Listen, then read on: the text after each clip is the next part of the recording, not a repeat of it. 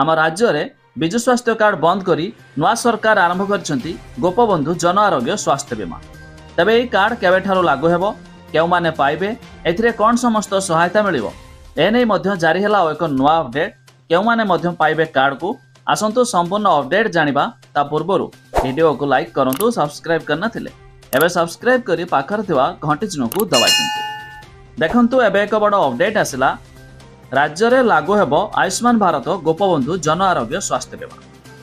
खूब शीघ्र लागू हेबा नै स्वास्थ्य मंत्री मुकेश महालिंग मंगलवार एक सूचना दैछन्ति। तबे 1 कोटी परिवार 3.5 कोटी लोक पाइबे स्वास्थ्य कार्ड रे देशर 27,000 हॉस्पिटल रे स्वास्थ्य सेवा पाई पारिबे। तबे 70 वर्ष ऊर्ध्व वयस्क मध्य पाइबे स्वास्थ्य बीमा सुविधा। तबे आयुष्मान रे 67 लाख परिवार और गोपबंधु रे 33 लाख परिवार सामिल हेबे।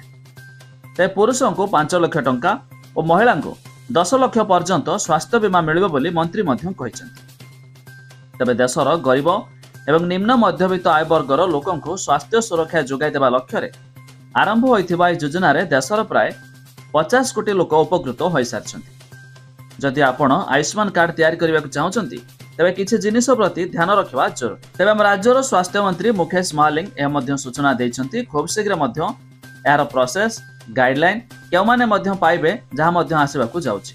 अर्थात आसंता मास ठारो आयुष्मान भारत गोपबंधु जन आरोग्य स्वास्थ्य बीमा योजना लागू हेबा को जाउछि ओडिसा रे। आ ए स्कीम लागू हेबा परे पूर्वरु थिबा नवीन सरकार द्वारा विजु स्वास्थ्य कार्ड मध्य चलिबो नाही।